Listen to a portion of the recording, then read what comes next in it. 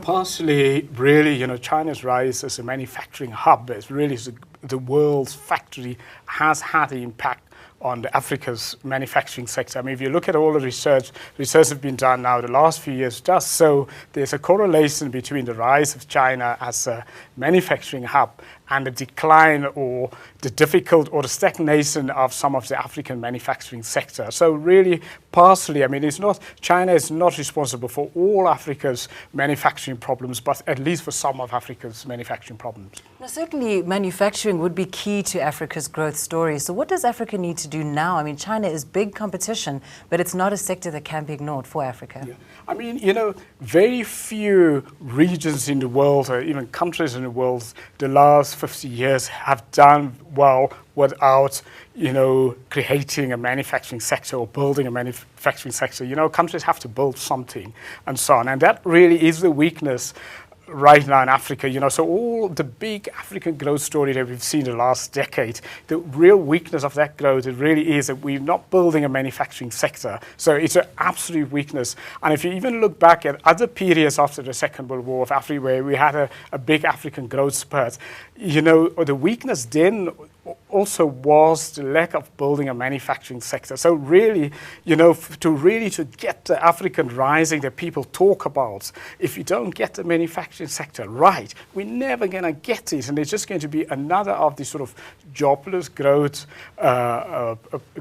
spurt. So the first thing is, there are some African countries actually who are doing well. I mean, we've just seen Rwanda, Ethiopia. They are really dedicatedly focusing on building a manufacturing sector. So our problem is in many African countries, they are not even looking at it. They're concentrating on sort of exporting raw material. So it's not even part of the economic planning.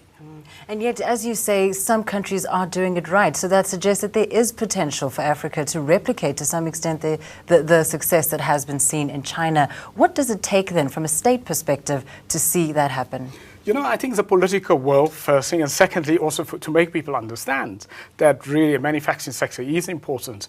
And actually, there is actually a coming opportunity for Africans and for, the African manufacturing sector in the fact that China is now moving up the value chain. They've now starting to move away from just manufacturing, sort of the low-hanging fruits kind of manufacturing, to the more sophisticated. That opens up the space for many African countries, to get into that gap and producing what China used to produce in Africa. And also, African countries could also position themselves to actually produce the sort of, what we call these sort of small manufacturing products and so on. So they're really big opportunities for African countries. The thing is, again, smart strategies, smart policies, and the political will to think long term. You talk about this gap that China will leave for Africa, perhaps for the taking right there. But does Africa have the know-how, the skills required to take advantage of this opportunity? You know what, if we club together as African countries, I mean, that's the first thing. So even if one country doesn't have the know-how, another country may have it.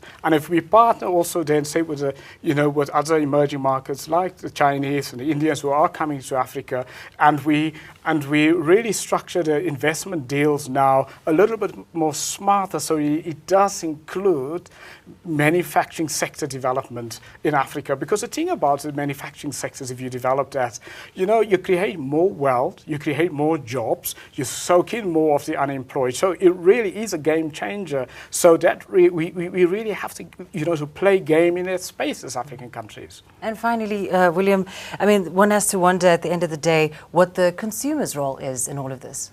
Absolutely. I mean, it's quite crucial. Many of the African economies now, for the first time, we're starting to have middle classes. We're starting to have, there's just about enough economic growth in many African countries to give people some kind of disposable income. So suddenly we're getting the consumers going. So now that we've got the consumers, we've got a critical mass of consumers, we really now have to focus on the manufacturing sector.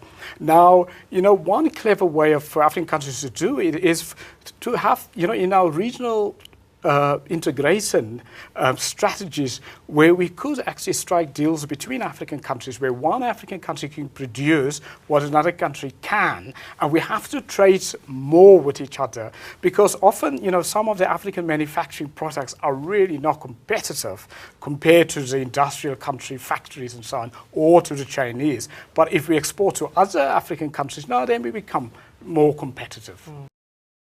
You deserve to know more. eNCA.com